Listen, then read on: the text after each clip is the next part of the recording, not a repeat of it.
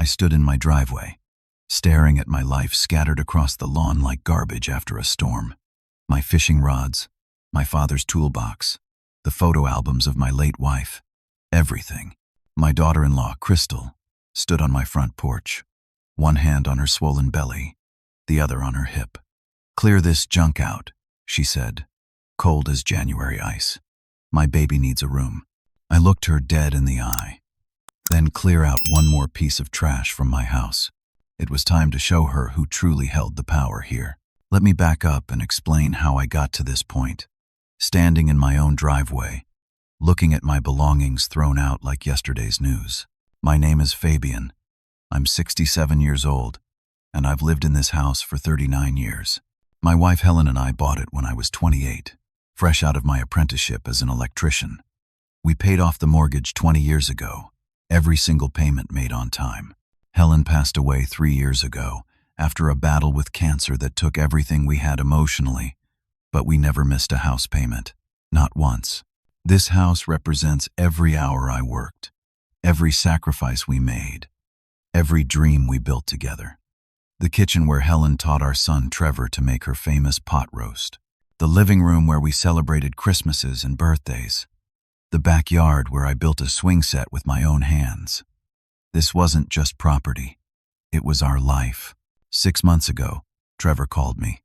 He's 32 now, working as a long-haul truck driver. Good kid, hard worker. But he'd made some choices I didn't always understand. The biggest one was Crystal. He'd met her at a truck stop diner in Nevada about a year before. She was working as a waitress, 28 years old, with honey-colored hair and a smile that could sell ice to polar bears. Trevor fell hard and fast. They got married 3 months after meeting at a little chapel in Reno. I didn't even know about the wedding until 2 weeks after it happened. That should have been my first warning sign. When Trevor called 6 months ago, his voice was tight with stress. "Dad, we lost our apartment. Landlord sold the building. We've got nowhere to go, and Crystal's 4 months pregnant. Can we stay with you? Just temporary, until we find a place." What was I supposed to say? He's my son, my only child, and I was going to be a grandfather. Of course I said yes.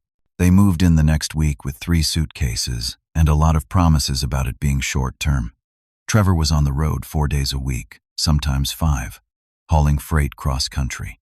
Crystal stayed home, supposedly looking for work, supposedly looking for an apartment for them. The first week, small things changed. Crystal reorganized my kitchen, said it wasn't efficient. She threw out Helen's dish set, the one with the blue flowers that we'd gotten as a wedding gift, said they were chipped and outdated. I found them in the garbage bin and didn't say anything, just put them in a box in the garage. The second month, things escalated.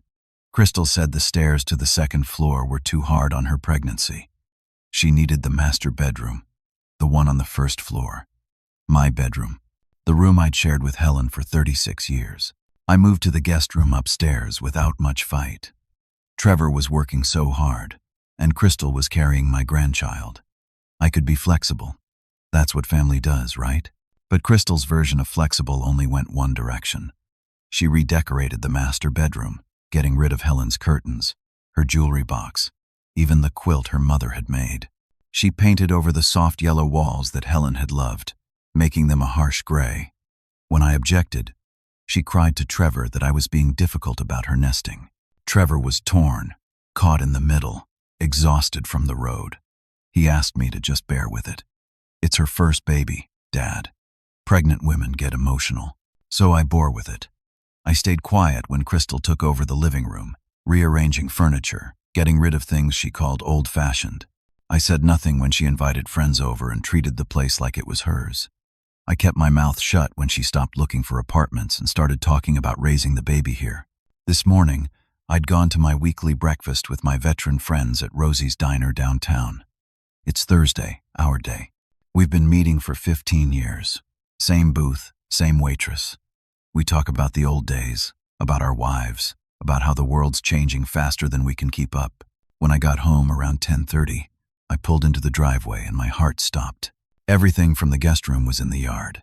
My clothes in garbage bags, my books in cardboard boxes, my father's toolbox, the one he'd given me when I started my apprenticeship, sitting on the wet grass. Helen's memory box, full of photos and letters and keepsakes, thrown on top of a pile like it was nothing.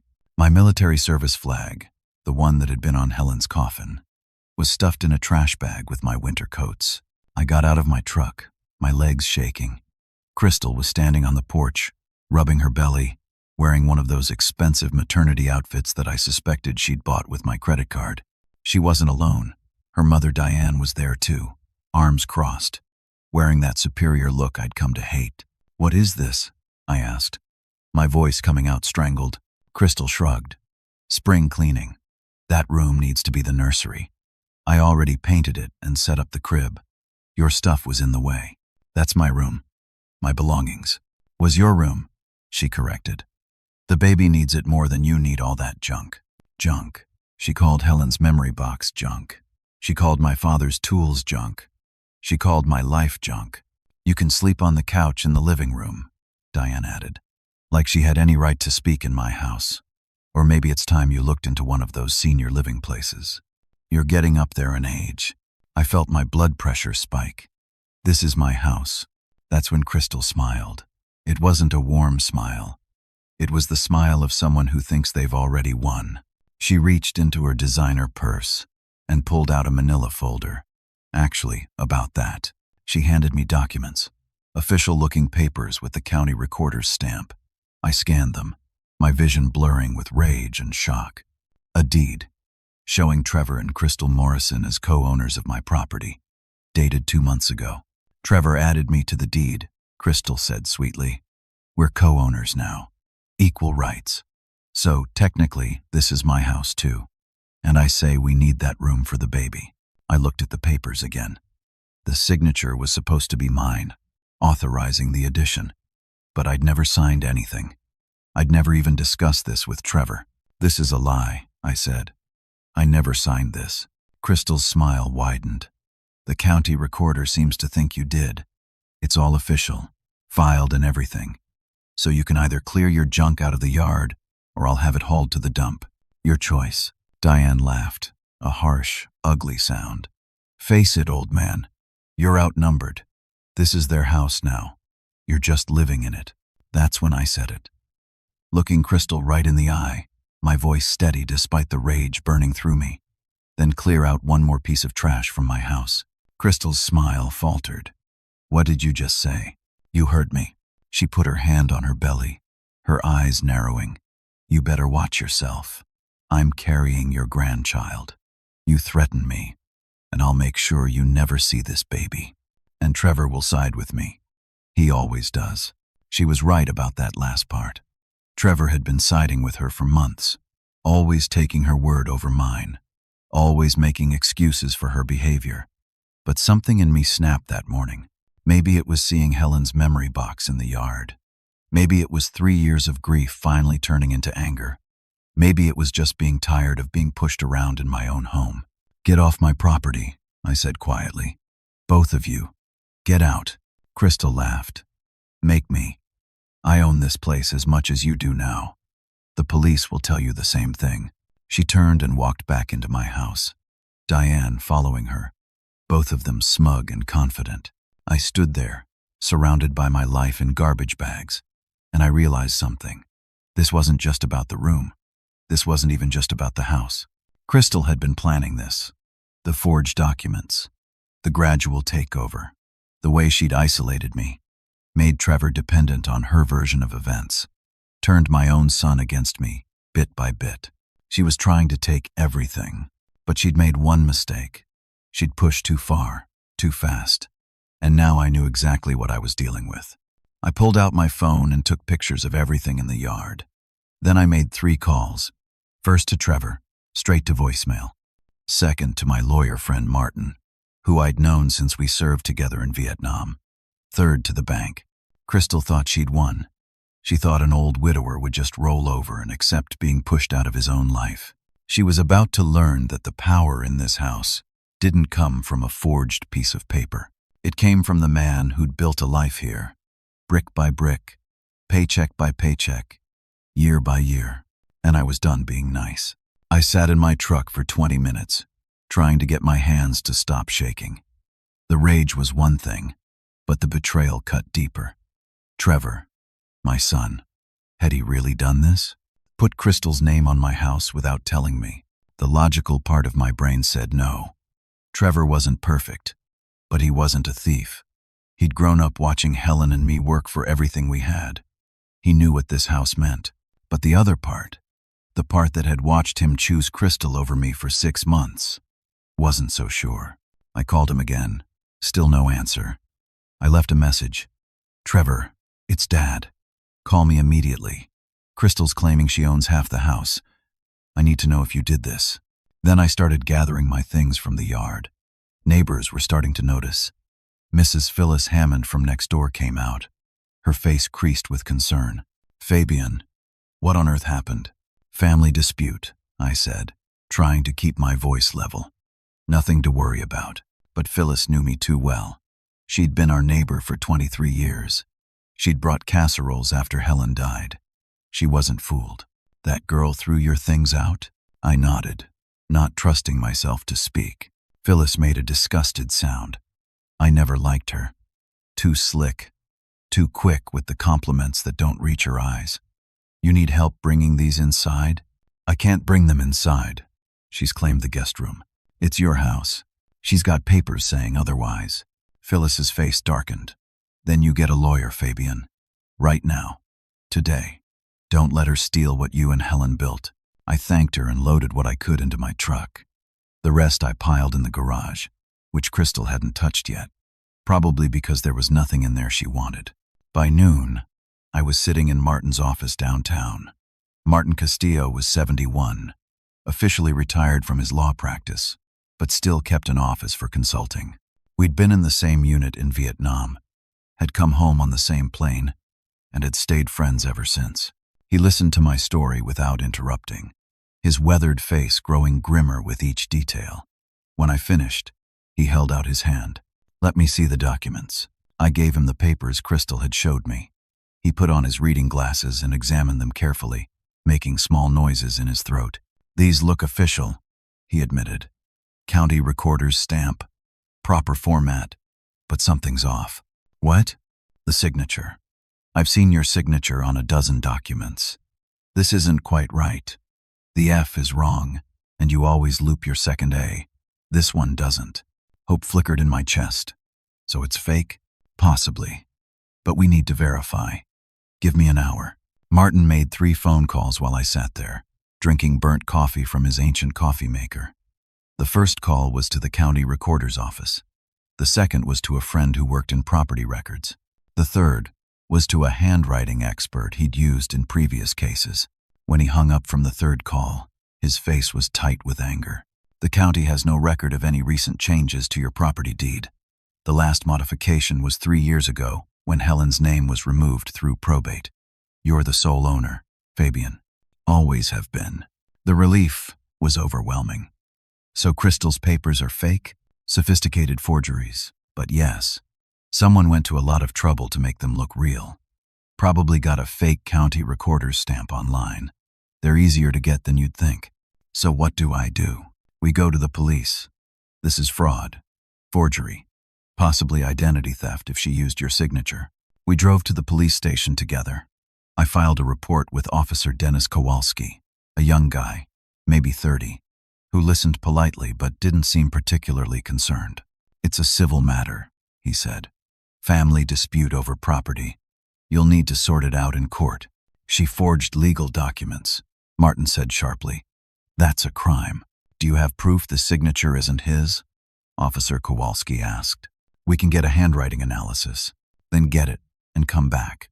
Until then, if she's living in the house and claiming ownership, even with fake papers, we can't just remove her, especially since she's pregnant. The optics would be terrible. Optics. He was worried about optics while I was being robbed in slow motion. We left the station with nothing but a case number and a suggestion to work it out as a family. Don't worry, Martin said as we walked to his car. We'll fix this, but it's going to take time. Time. That's what Crystal was counting on. Time to dig in deeper, to make removing her harder, to turn Trevor against me completely. I went back home at 4 in the afternoon.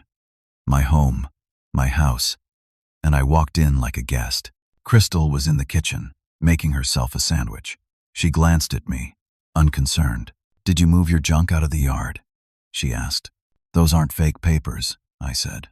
"The county has no record of any deed change. You forged them." She took a bite of her sandwich, chewing slowly. "Prove it." "I will. Good luck. By the time you do, this baby will be born, and will have been living here for almost a year. Possession is 9/10 of the law, Fabian. You should know that." She was so calm, so confident. It unnerved me more than her anger would have. "Trevor's going to hear about this," I said. "Trevor already knows I'm on the deed. I told him weeks ago.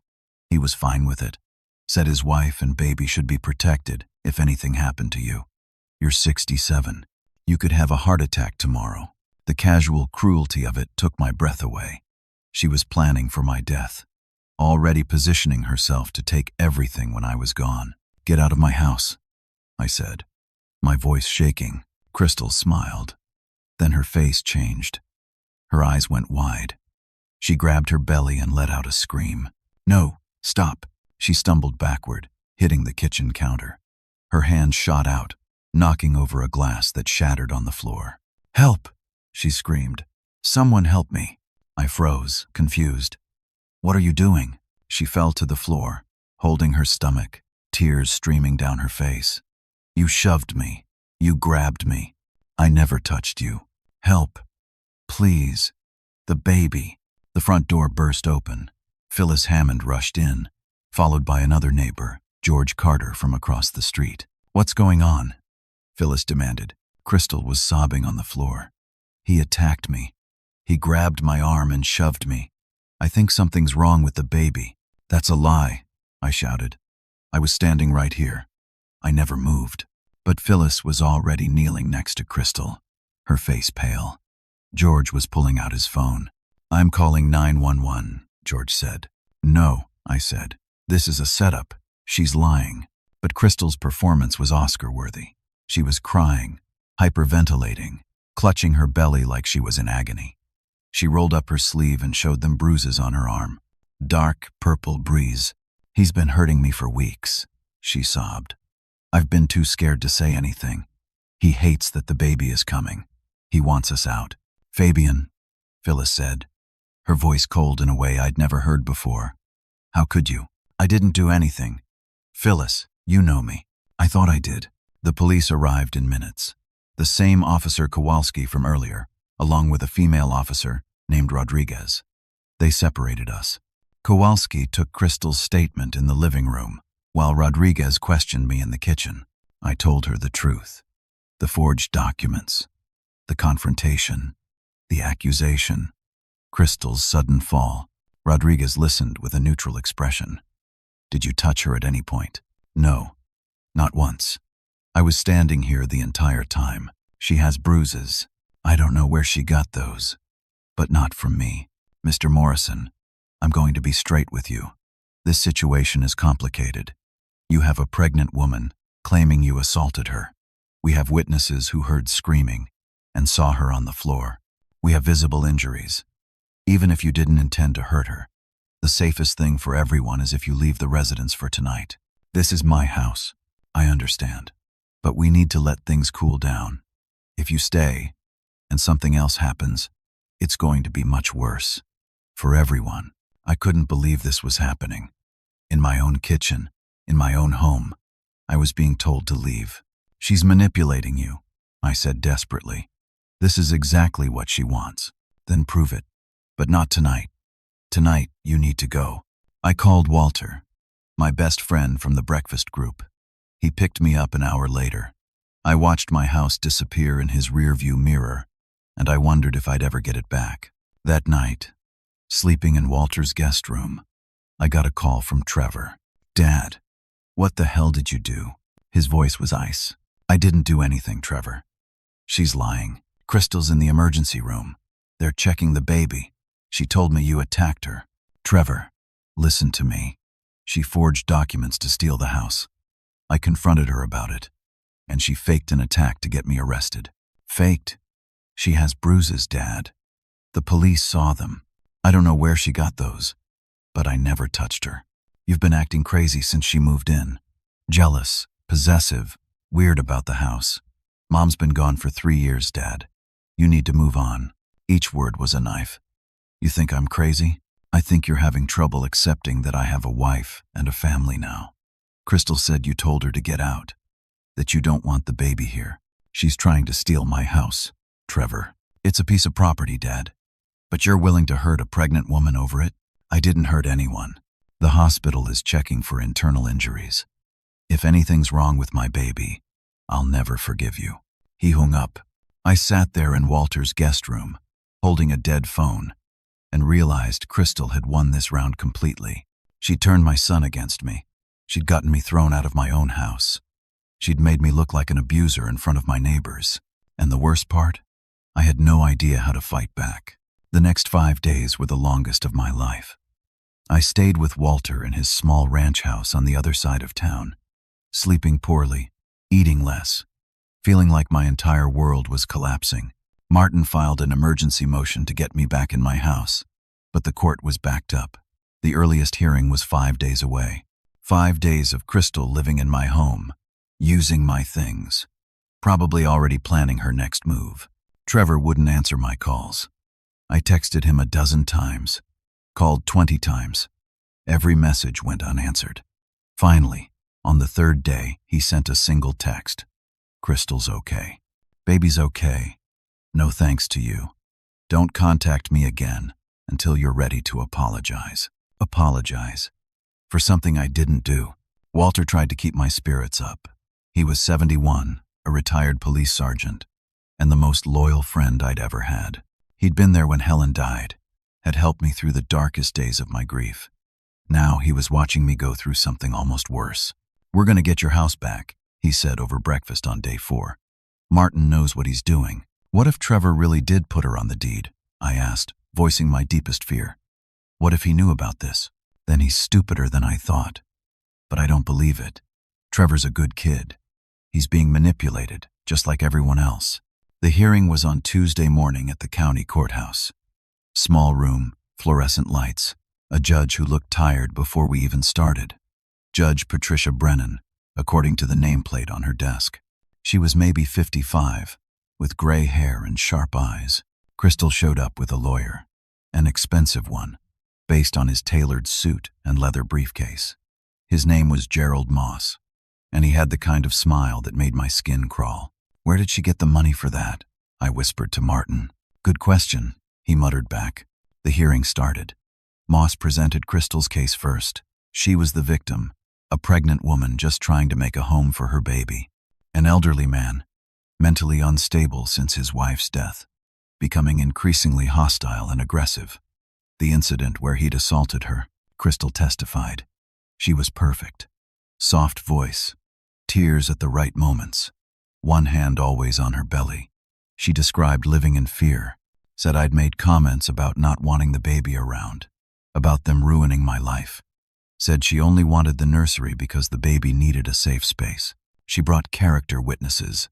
Her mother Diane, who described me as angry and unpredictable. A friend from her prenatal yoga class who said Crystal had confided she was afraid of me. Even a cashier from the grocery store who claimed I'd been rude and aggressive when buying milk last week. It was all lies, every single word. But it was delivered so smoothly, so convincingly. Then it was our turn. Martin presented the evidence. The county records showing no deed change. The forged documents. The signatures that didn't match. Your Honor, Mr. Morrison has been the sole owner of this property for 39 years. These documents are fraudulent. We're requesting a handwriting analysis to prove it. Judge Brennan examined the papers. This will take time, weeks, possibly. In the meantime, Moss interjected. My client is 8 months pregnant and homeless, if you rule against her. She's not homeless, I said, unable to stay quiet. She can find an apartment like everyone else. Mr. Morrison, Judge Brennan said sharply. You'll speak when addressed. Moss continued. My client is vulnerable, Your Honor. A pregnant woman with nowhere else to go. Forcing her out would be cruel and potentially dangerous to the baby. Martin stood. Your Honor, if I may, there's another issue. We've discovered that someone recently opened a home equity line of credit on Mr. Morrison's property. A line of $75,000. The room went silent. I stared at Martin. This was news to me. Mr. Morrison never authorized this loan, Martin continued. We believe the same forged documents were used. Judge Brennan's eyes narrowed. Miss Morrison, did you open a home equity line? Crystal's face went pale. Just for a second. Then the mask was back. I don't know what he's talking about. We have the bank records, Your Honor, Martin said, sliding papers across the bench. The loan was opened 6 weeks ago. $42,000 has already been withdrawn. My stomach dropped. $42,000. Stolen from my house. My equity. Everything Helen and I had built. Where's the money? Judge Brennan asked Crystal directly. I don't know anything about this, Crystal said, but her voice was shaky now. Moss jumped in. Your Honor, this is clearly a mistake by the bank. My client has no knowledge of any loan. Then she won't mind providing her bank statements to verify where the money isn't, Martin said smoothly. Crystal's eyes darted to Moss. He whispered something to her. She shook her head. Judge Brennan made a note. This hearing just became more complicated. We're going to need a full investigation. Bank fraud, forgery, possible identity theft. I'm ordering a 90-day protection period during which both parties will remain in the house. Your Honor, no, I said, standing up. She's robbing me. Sit down, Mr. Morrison. If you want your property protected, you'll follow my ruling. Both of you will live in the residence, but maintain separate quarters.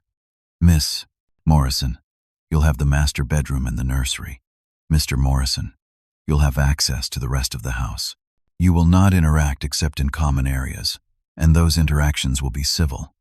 Am I clear? Yes, Your Honor, Crystal said meekly. I wanted to scream. 90 days. 3 months. Living with the woman who was stealing from me. But Martin gripped my arm. A warning to stay quiet. The temporary restraining order is modified, Judge Brennan continued. Mr. Morrison may return home.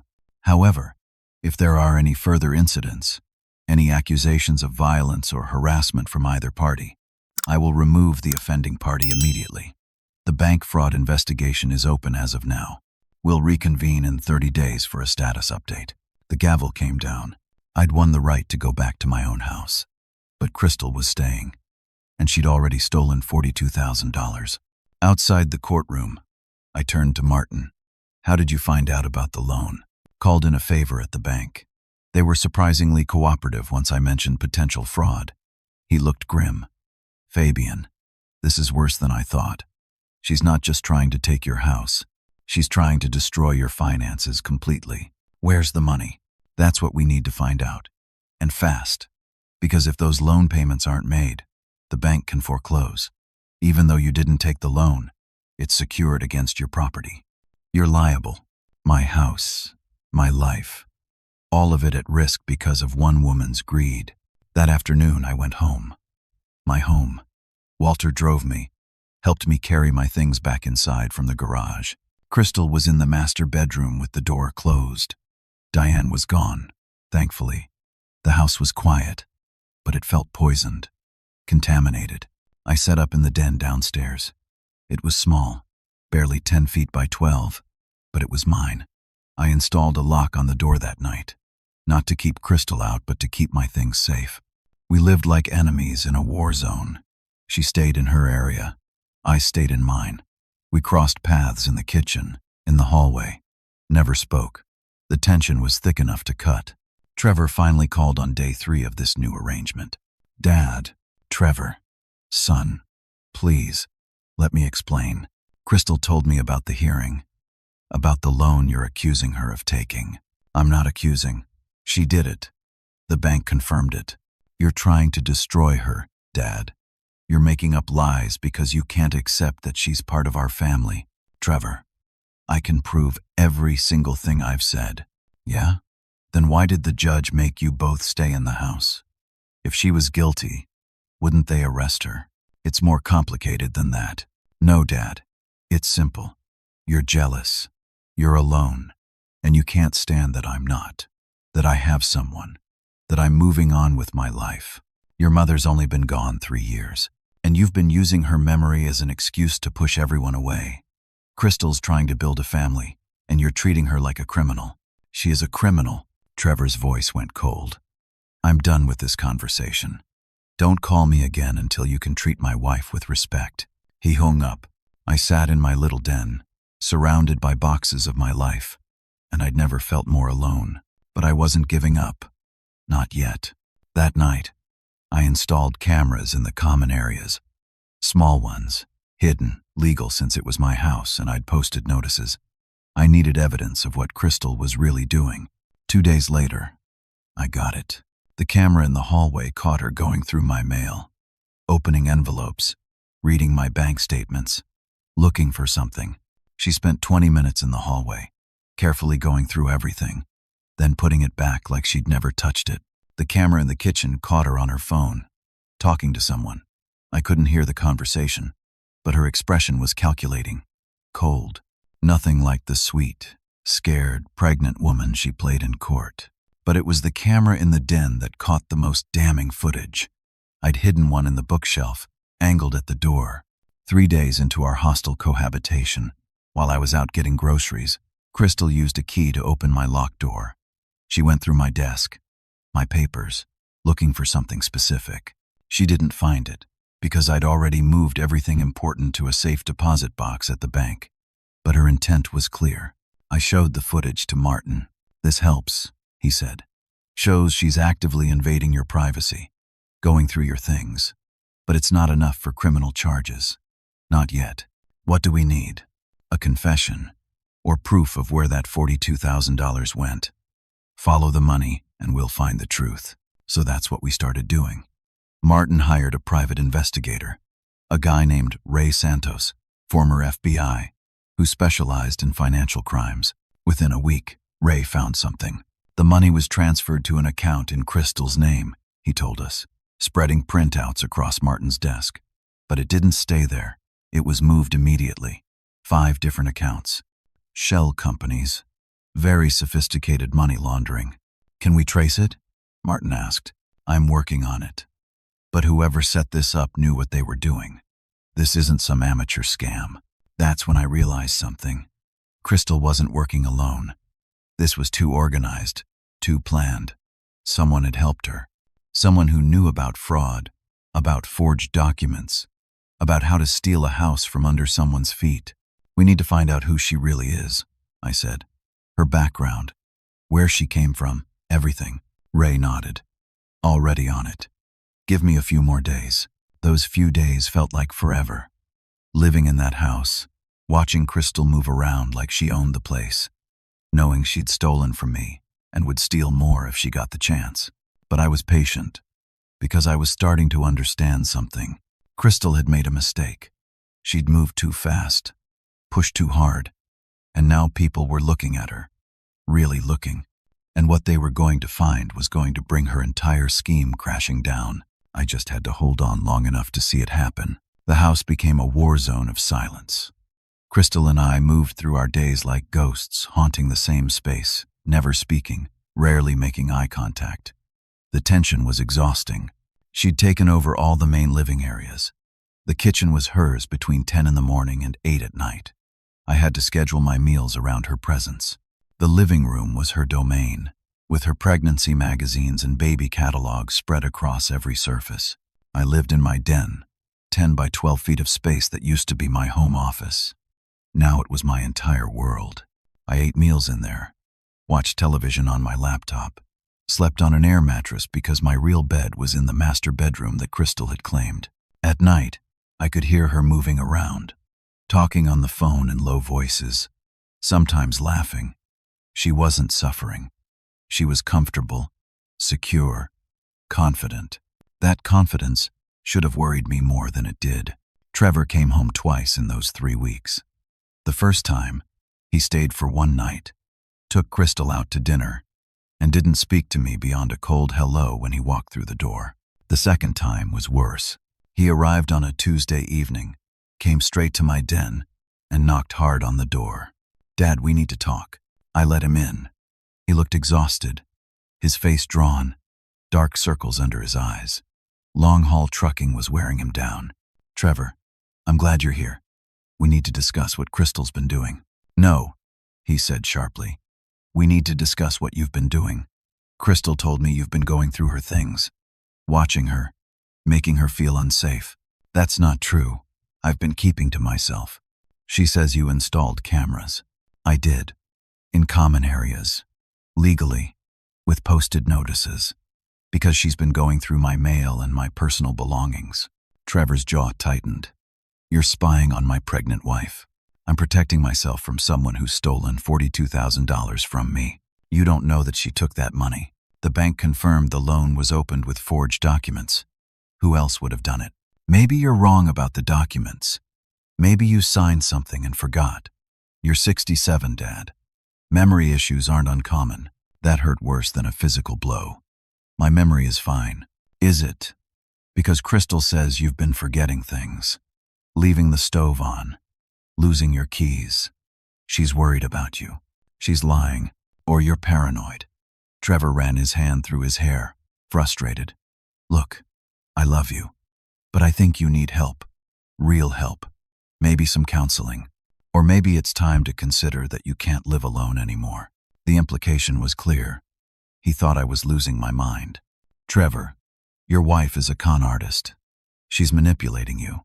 Stop." He held up his hand. "Just stop. I'm done listening to this. Crystal is having my baby in 6 weeks. 6 weeks, Dad. And instead of being excited, instead of being supportive, you're treating her like a criminal. Do you know how that makes me feel? Do you know how it feels to be pushed out of your own house? To have everything your mother and I built threatened by someone who's been here less than a year?" "Mom's gone," Trevor shouted. "She's been gone for 3 years. And you're using her memory as a weapon. You think she'd want this? You think she'd want you treating my wife like this? I think your mother would want me to protect what we built together. It's a house, Dad. Just bricks and wood. But you're choosing it over your family. Over me. Over your grandchild. I'm trying to protect you. From what?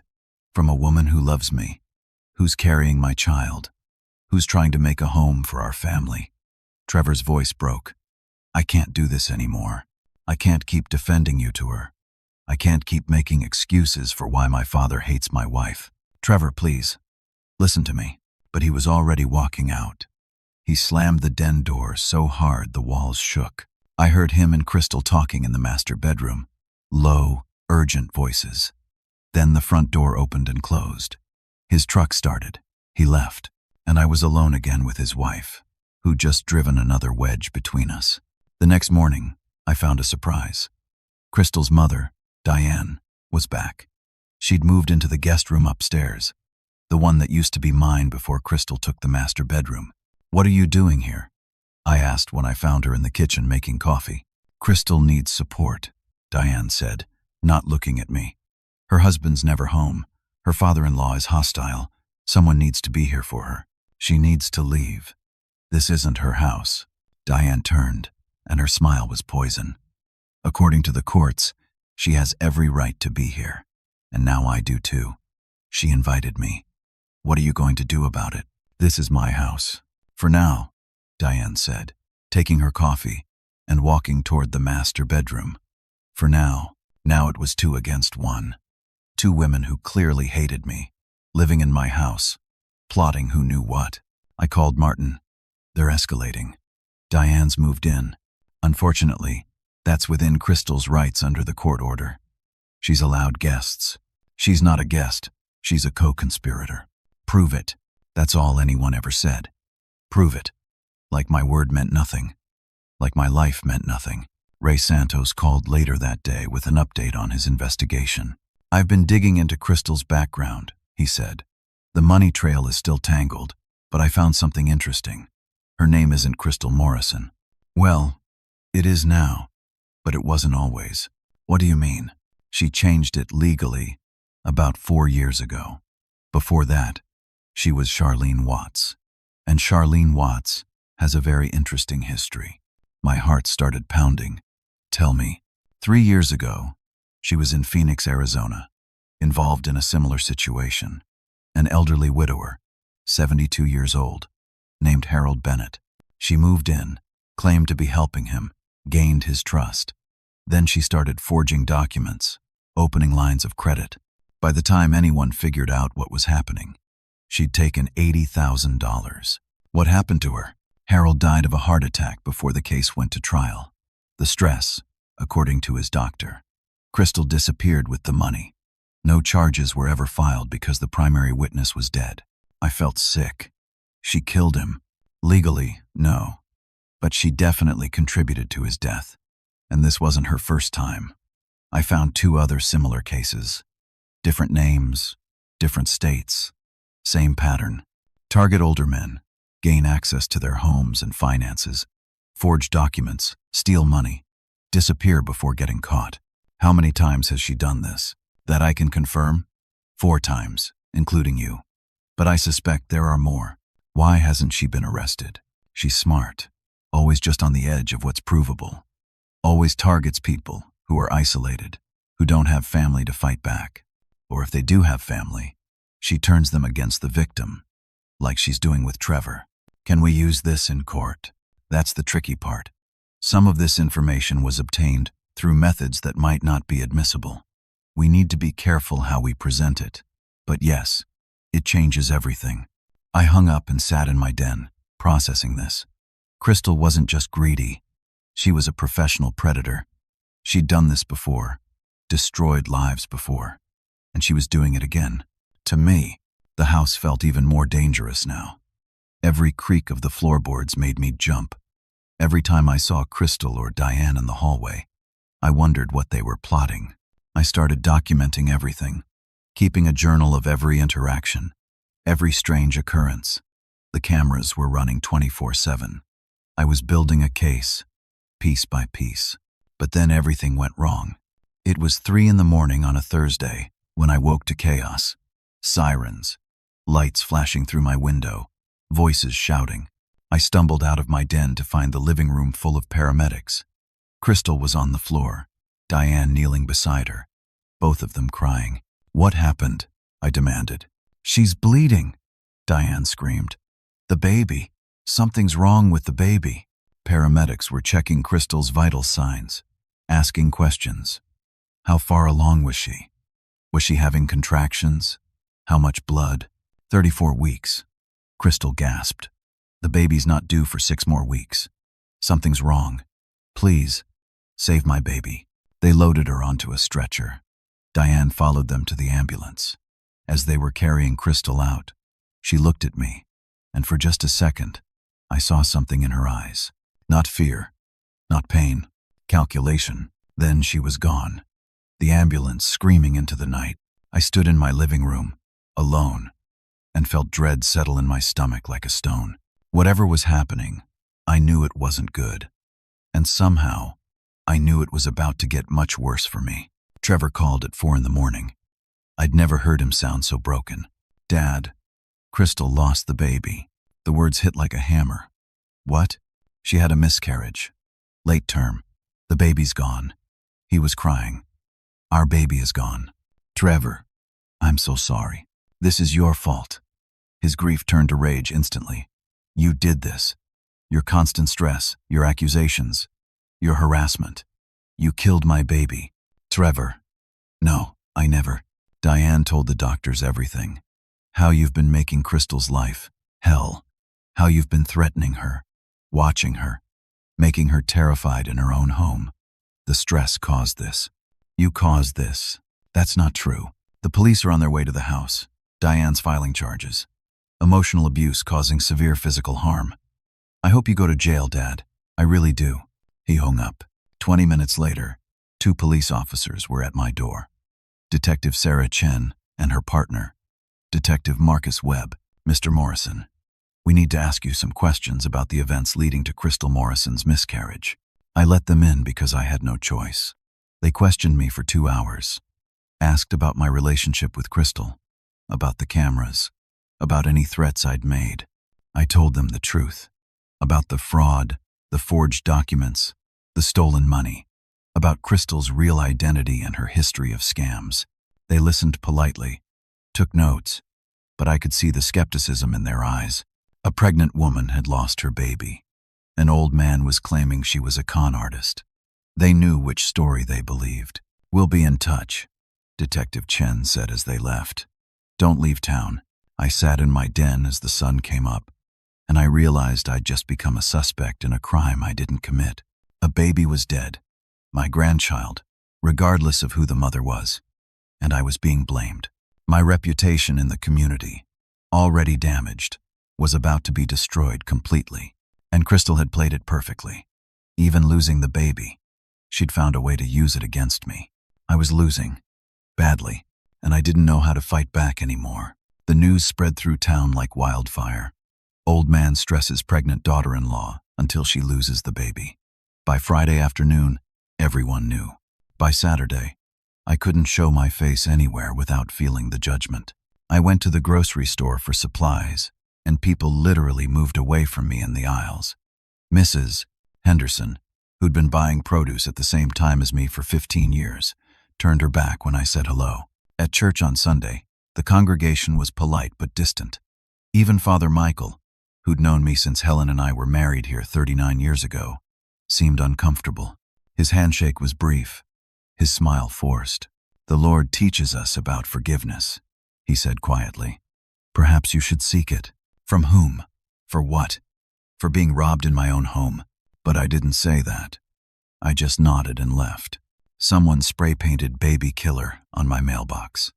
I found it Monday morning when I went to get the mail. Bright red letters, still wet. I cleaned it off with paint remover, my hands shaking with rage and shame. My Thursday breakfast group at Rosie's Diner was the worst. I showed up at 8, like always, and found Walter there. But only Walter. The other 4 regulars had canceled. "They're not coming," Walter said bluntly as I slid into the booth. "Bill said he couldn't be associated with this. Frank said his wife told him not to. The others just made excuses. Fair weather friends." I'd known these men for 15 years, and one scandal had them running. "Walter, you don't have to be seen with me either. Shut up and order your breakfast," Walter said. "I was a cop for 30 years. I know guilty, and I know innocent. You're innocent." That simple loyalty meant more than he could ever know. The police investigation continued. Detective Chen called me in for a second interview. Asked the same questions different ways, looking for inconsistencies. I stuck to the truth because it was all I had. "We've spoken with your son," she said during the interview. "He states that you've been hostile to his wife since she moved in, that you've made comments about not wanting the baby in your house. That's not true. He seems very certain. He's being manipulated. His wife is a con artist. We've looked into Crystal Morrison's background. No criminal record. No outstanding warrants. She's a waitress from Nevada with a clean history because she changed her name. Look up Charlene Watts. Phoenix, Arizona. 3 years ago. We did. Charlene Watts was questioned in a fraud case but never charged. The alleged victim died before any charges could be filed. Hardly proof of a pattern. There are other cases, other victims. Can you provide evidence of these other cases? That was the problem. Ray Santos had found the evidence through methods that weren't exactly legal. Private financial records, sealed court documents, information that couldn't be officially obtained without warrants and probable cause. "I'm working on it." Detective Chen closed her notebook. "Mr. Morrison, here's my advice. Work with your lawyer on the property dispute. Stay away from Miss Morrison, and hope the district attorney decides not to press charges for reckless endangerment." Reckless endangerment. A woman lost her baby while living in a hostile environment you created. The DA is reviewing whether your actions constitute criminal negligence. I could go to jail. At 67 years old, I could actually go to prison for something I didn't do. That night, I sat in my den and seriously considered giving up, just signing the house over to Crystal, taking whatever money I could salvage, and leaving, starting over somewhere else, maybe Arizona or Nevada, somewhere warm where I could forget this nightmare. But then I thought about Helen, about the 36 years we'd spent building this life, every payment on time, Every improvement we'd made together. The garden she'd planted, the porch we'd rebuilt one summer when Trevor was 12. Crystal didn't get to take that. She didn't get to win. So, I kept fighting. Martin filed motions, requested expedited handwriting analysis, pushed for bank records. Every day was another document, another filing, another legal maneuver. But legal processes are slow, molasses slow. And while we waited for courts and judges and experts, Crystal lived in my house, rent-free, surrounded by sympathy. She played the grieving mother perfectly, wore black, visited the baby's grave once a week. The local newspaper did a story about her. Pregnant woman loses baby amid family turmoil. I wasn't named in the article, but everyone knew who they meant. Then Walter came to me with something. "I've been doing some digging," he said, coming to my den one evening with a folder. "Called in some favors with guys I used to work with." "What did you find?" "Crystal's hospital records.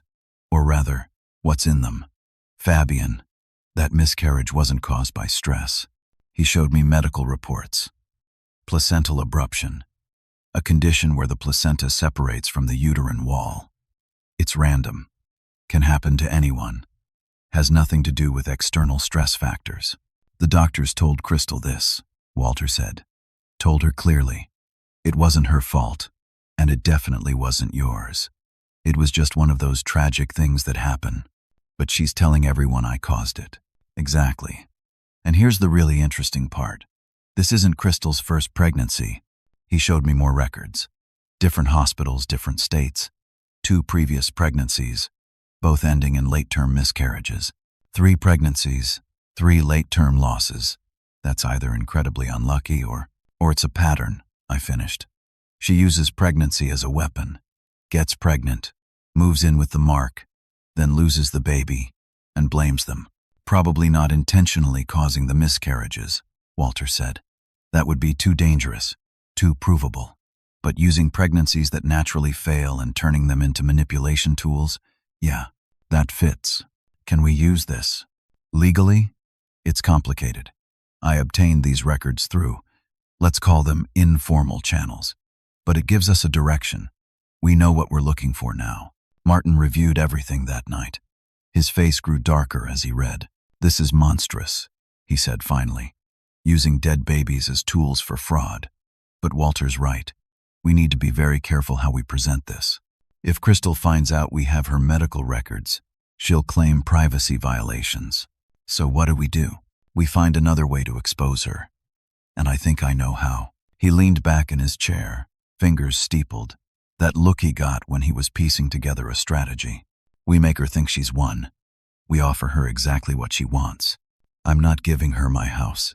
Not really. But we make her think we are. We dangle the bait, and when she gets greedy, when she overplays her hand, we snap the trap shut." Over the next week, Martin set up the sting. He contacted Trevor, who was barely speaking to me, and suggested a settlement meeting. Divide the assets. Let Crystal and I go our separate ways. End the nightmare. Trevor agreed. He just wanted peace. His baby was dead. His father and wife were at war. His life was falling apart. A settlement sounded like salvation. The meeting was scheduled for the following Friday. At Martin's office. Neutral ground. But before we got there, Martin leaked a rumor. Through a friend who worked at the title company, he let it slip that I was willing to sell the house and give Crystal a third of the proceeds. About $170,000, given current market values. The rumor made its way back to Crystal within 24 hours. Small town. People talk. Martin also made sure Crystal knew I was meeting with a real estate agent, that I'd already started packing, that I looked defeated. All of it was theater. But Crystal took the bait. The night before the meeting, my cameras caught her on the phone, talking to someone. I couldn't hear the conversation, but her expression was victorious. She thought she'd won. Friday arrived. I drove to Martin's office with Walter. My stomach was in knots. "Stay calm," Walter said. "Let her get comfortable. Let her think she's in control." Martin's conference room felt like enemy territory. Trevor arrived first, looking exhausted and older than his 32 years. We nodded at each other but didn't speak. Then Crystal arrived with her lawyer, Gerald Moss. She wore black, still playing the grieving mother, but her eyes were bright, alert, ready for victory. We sat across from each other, Martin at one end of the table, Moss at the other, Trevor next to Crystal, me with Walter beside me for support. "Let's begin," Martin said. "We're here to discuss a possible settlement regarding the property dispute and all related matters. My client, Mr. Morrison, is prepared to make a generous offer to resolve this matter peacefully." Crystal's face remained neutral, but I saw the greed flicker in her eyes. "My client is listening," Moss said smoothly. "Mr. Morrison is willing to sell the family home. The proceeds will be divided as follows: 2/3 to Mr. Morrison, 1/3 to Miss Morrison. Given current market values, that would be approximately $175,000 for Miss Morrison." Crystal glanced at Moss. He nodded slightly. "Additionally," Martin continued, "all criminal complaints will be dropped by both parties. The fraud investigation will be discontinued. Clean slate for everyone." "That seems reasonable," Moss said carefully. "My client has endured significant trauma. This settlement would allow her to start over." "However," Martin said, pulling out a document, "this offer is contingent on Miss Morrison signing a full disclosure statement, attesting to her true identity, her background, and confirming that all documents she's presented regarding property ownership are accurate." Crystal's face didn't change, but something shifted in her eyes. "What do you mean, true identity?" "Just a formality," Martin said smoothly. "For the title company, we need to confirm that you are who you say you are. Crystal Morrison. No aliases, no other names." The room got very quiet. "I don't see why that's necessary," Moss said. "Standard procedure in property transfers involving multiple parties. Everyone signs it. Mr. Morrison will as well." Trevor spoke up for the first time. "Crystal, just sign it. Let's end this." She looked at him, then back at Martin. "What happens if I don't sign?" "Then there's no settlement," Martin said simply, "and we continue to trial, where everything comes out. All backgrounds, all histories, all identities." Crystal's jaw tightened. She turned to Moss and whispered urgently. He whispered back. The conversation lasted a full minute. Finally, Crystal spoke. Her voice was different now, harder, the sweet, vulnerable persona dropping just a little. "I'm not signing anything that requires me to disclose information that's not legally relevant to this property." "Your identity is absolutely relevant," Martin said. "My name is Crystal Morrison. That's all anyone needs to know." "Is it?" Martin asked. He pulled out another document. "Because according to court records in Nevada, you legally changed your name 4 years ago, from Charlene Watts to Crystal Morrison." "Why is that, Miss Watts?" The room froze. Trevor turned to Crystal, confusion on his face. "Crystal, what's he talking about?" "It's nothing," Crystal said quickly. "I changed my name after a bad relationship. It's not relevant." "It's very relevant," Martin continued. "When that name change came right after you were questioned in a fraud case in Phoenix, Arizona. A case involving an elderly man named Harold Bennett, who died of a heart attack after you allegedly stole $80,000 from him." "That's a lie." Crystal stood up. "I was never charged with anything, because the primary witness died before charges could be filed," Martin said calmly. He laid out more documents, photos, police reports. "But the investigation was thorough, and there's a pattern. Harold Bennett. Before that, a man in Colorado named James Peterson. Before that, Raymond Chang in California. All elderly, all widowers, all victims of the same con.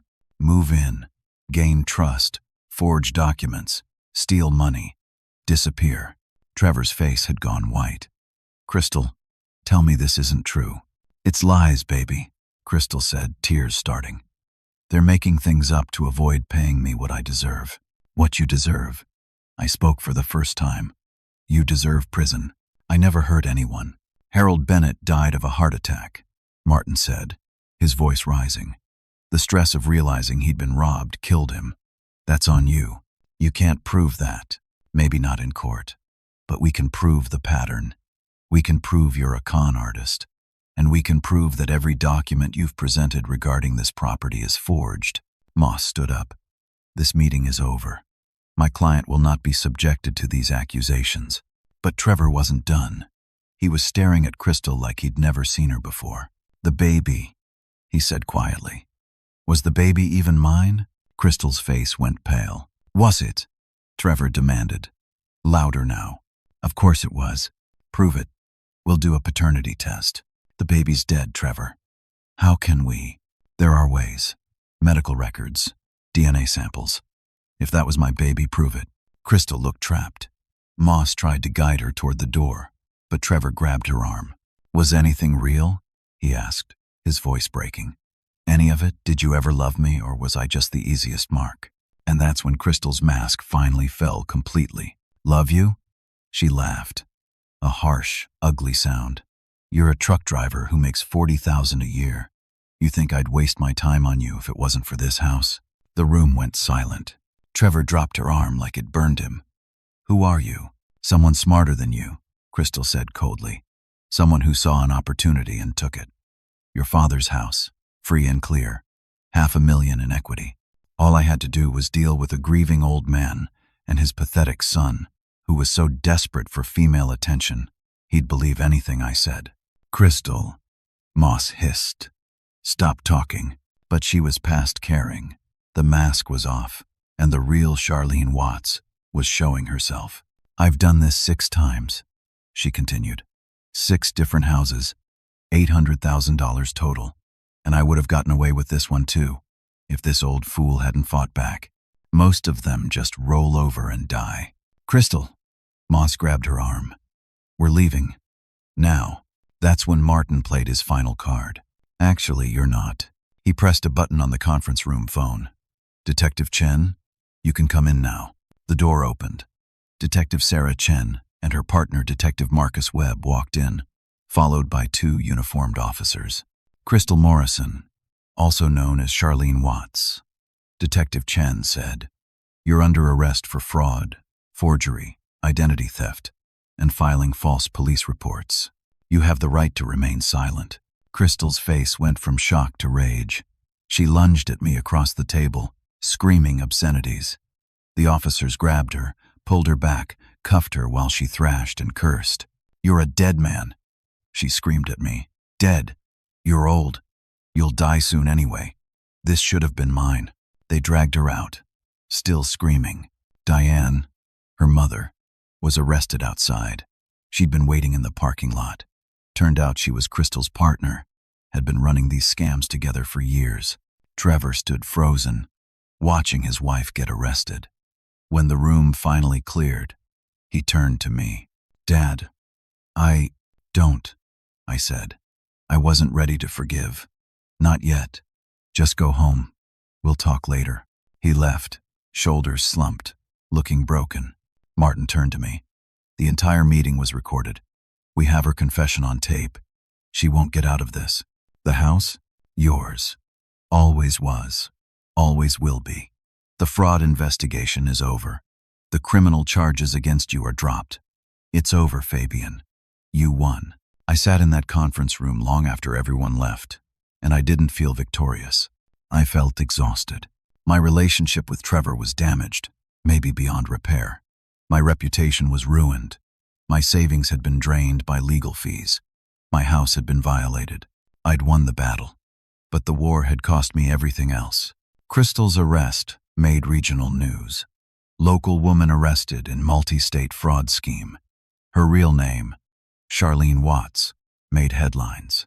Her history of targeting elderly widowers was detailed in articles and television reports. The district attorney's office held a press conference. They'd found evidence of at least 6 victims across 4 states. The total amount stolen was over $400,000. Diane, Crystal's mother and accomplice, had been running the cons with her for 8 years. Within 48 hours, my phone started ringing. Neighbors who'd shunned me were suddenly apologetic. People who'd turned their backs at church wanted to make amends. The spray-painted mailbox suddenly seemed like a terrible injustice instead of deserved punishment. Father Michael called personally. Fabian, I owe you an apology. I should have had more faith. I didn't have the energy to be gracious.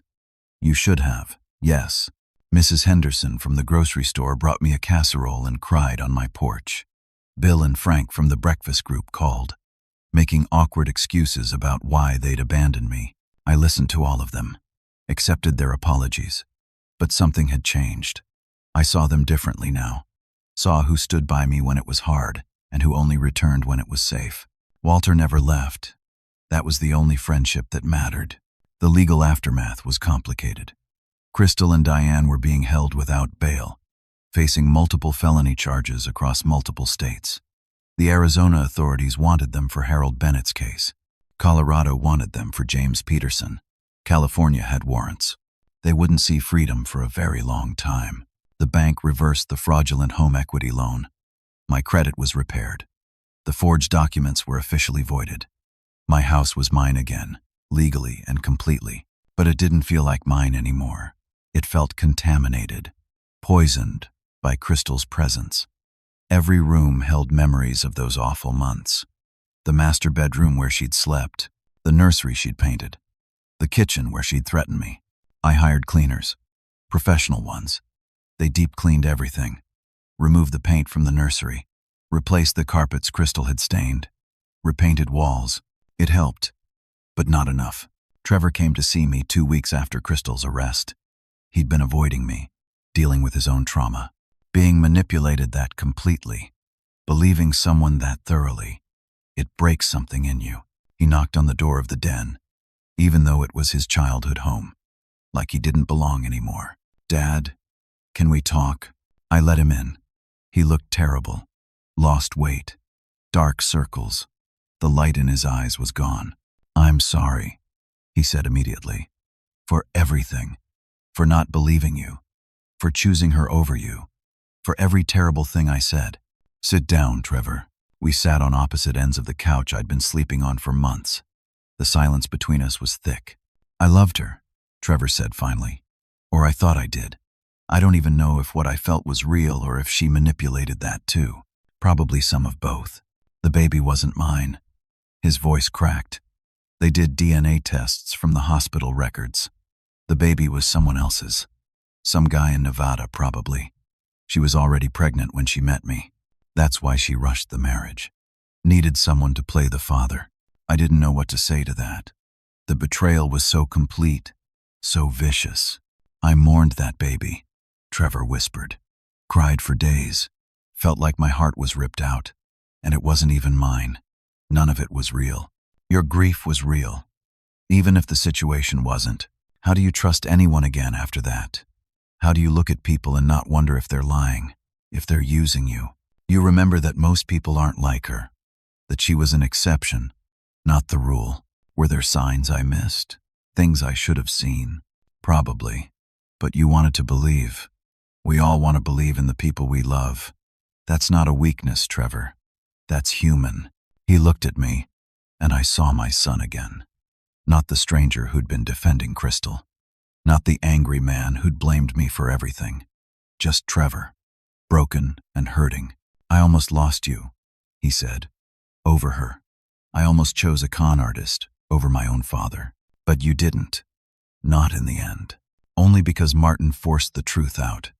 If he hadn't, I might have stayed blind forever." We sat in silence for a long time. Then Trevor said something that surprised me. "I thought you were losing it. Getting old and paranoid and unable to accept change. Crystal convinced me of that. She'd point out little things. Times you repeated yourself. Times you forgot where you put your keys. Normal old age stuff. But she made it sound like dementia. I'm 67, not 90. I know that now. But she was so subtle, so convincing. She made me doubt everything. Made me think maybe you needed to be in a home. That keeping the house was your way of clinging to the past because you couldn't handle the present. That's what she wanted you to think. Made it easier to take the house if you believed I couldn't manage it anyway. I'm so sorry, Dad. I know. Can you forgive me?" I looked at my son, at the man who'd believed the wrong person and paid a terrible price for it, at the son I'd almost lost to a predator who specialized in destroying families. "Yes," I said, "but it's going to take time to rebuild trust. I'll do whatever it takes. Starting with therapy, both of us. Maybe together, eventually. but definitely separately first. Trevor nodded. I already found someone. Start next week. That was something, at least. Over the next few weeks, Trevor moved his things out of my house. Not with anger or drama, just quietly, methodically, taking back his life.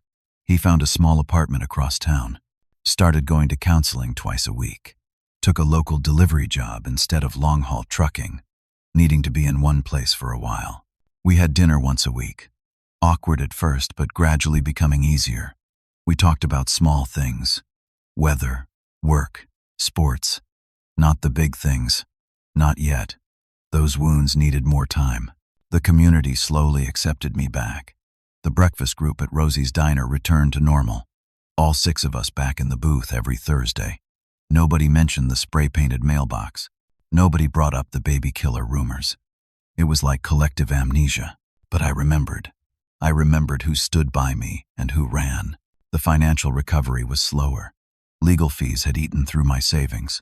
I had to dip into retirement funds. The house was secure, but my cushion was gone.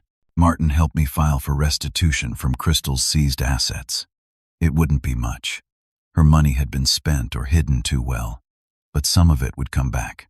6 months after Crystal's arrest, I sat on my front porch on a cool evening in October, watching the sunset. The same porch where Crystal had stood when she told me to clear out my junk. The same yard where my life had been scattered like garbage.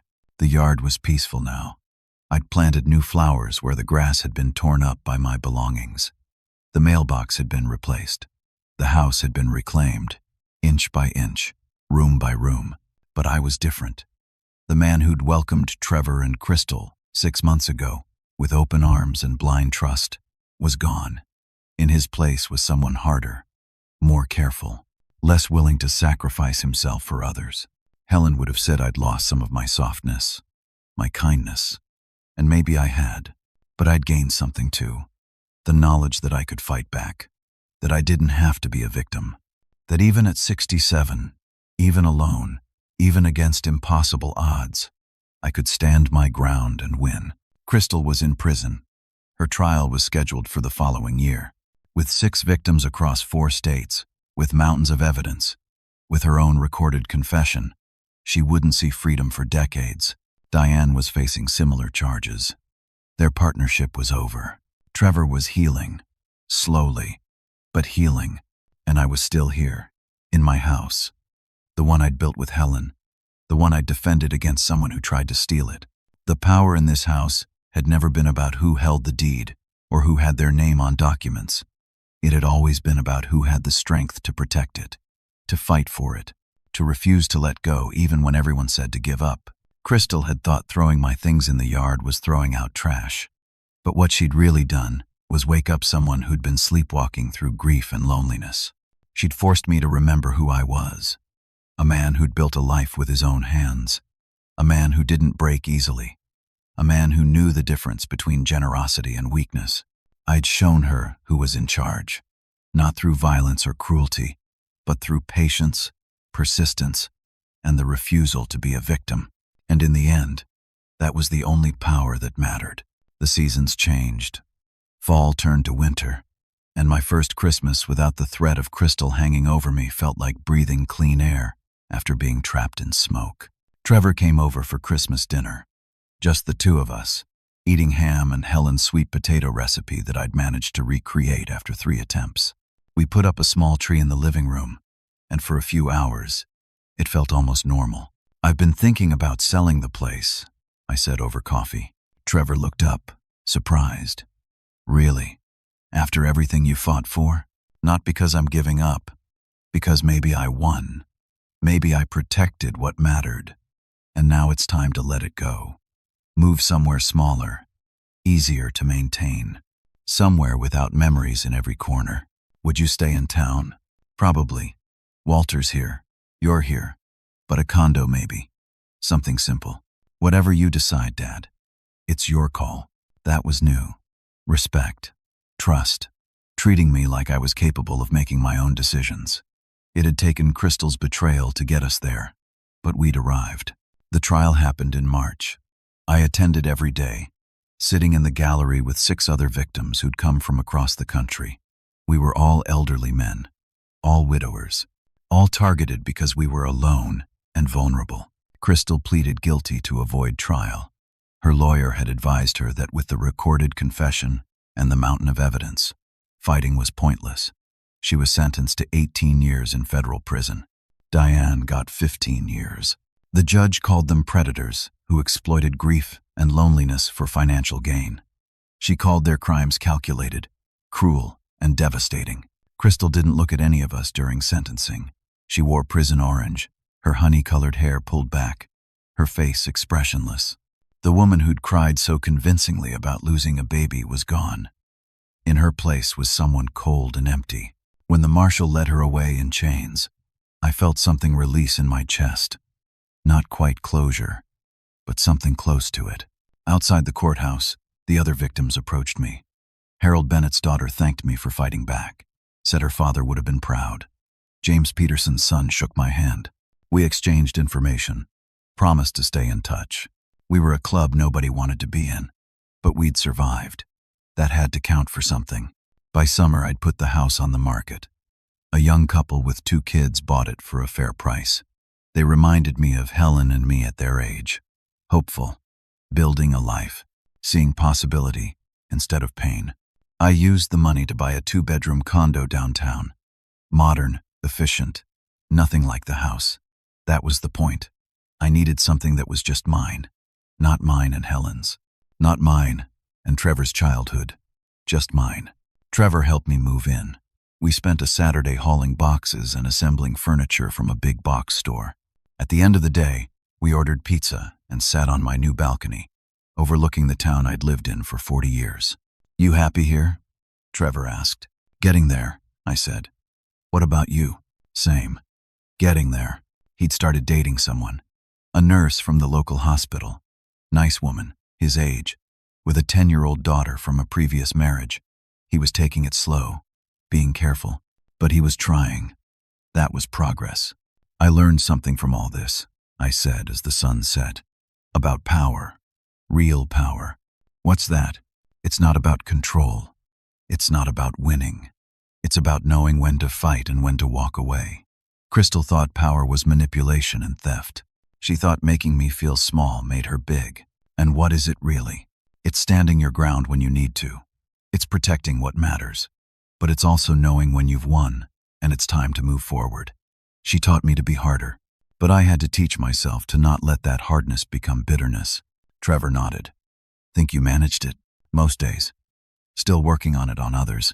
We sat in comfortable silence, and I thought about the last year. The betrayal, the fight, the victory, the cost. Crystal had tried to take everything. My house, my relationship with my son, my dignity, my life. But in the end, she'd taken nothing that mattered. The house was just bricks and wood, like Trevor had said. The real things I'd built couldn't be stolen, couldn't be forged on fake documents, couldn't be scattered across a yard like trash. Those things were inside me. The strength to stand up for myself, the patience to outlast a predator, the wisdom to know my worth, the love of my son, hard-won and deeper for the struggle. I'd shown Crystal who was in charge, but more importantly, I'd shown myself. At 67, I'd thought my fighting days were over. I'd thought grief had softened me too much. That age had made me vulnerable. That loneliness had made me weak. Crystal had proven all of that wrong. And in a twisted way, I was almost grateful. She'd reminded me that I wasn't done, that I still had strength, that a man doesn't stop being capable just because he's old and alone. The power in my house had never been about ownership. It had been about knowing who I was and refusing to let anyone take that away. And that's the kind of power nobody can steal. Now I want to ask you something. Have you ever had someone in your life try to take what was yours? Not just property, but your dignity, your relationships, your peace? How did you handle it? Did you fight back or walk away? Share your story in the comments. I'd love to hear how others have dealt with people who tried to take advantage. If this story resonated with you, if it made you think about your own strength and your own boundaries, please hit that like button. Subscribe to hear more stories like this. Stories about ordinary people facing extraordinary challenges and finding the courage to fight back. And share this video with someone who needs to hear it. Someone who might be going through their own battle.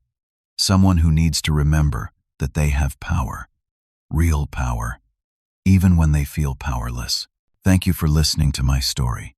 I hope it reminded you that you're stronger than you think. That age is just a number. That standing your ground is always worth it. And that sometimes the best victory is not just winning, but becoming the person who knows they can. Take care of yourselves, protect what matters, and never let anyone make you feel small in your own life. Until next time.